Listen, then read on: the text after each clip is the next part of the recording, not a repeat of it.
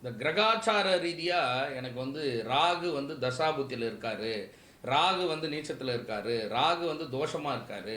நான் பார்க்கக்கூடிய பெண்கள் எல்லாம் வந்து ரொம்ப நெருங்கி திருமணம் வரை போயிடுது. ஆனால் எனக்கு வந்து திருமணம் வந்து ஆக மாட்டுது. அதே மாதிரி பார்த்தீங்க அப்படின்னா நிறைய பேருக்கு வந்து லவ் பண்ணுவேன், ஆனால் பிரிஞ்சு போயிடுவாங்க. கூட இருக்கக்கூடிய நண்பர்கள்லாம் இருப்பாங்க, பிரிஞ்சு போயிடுவாங்க.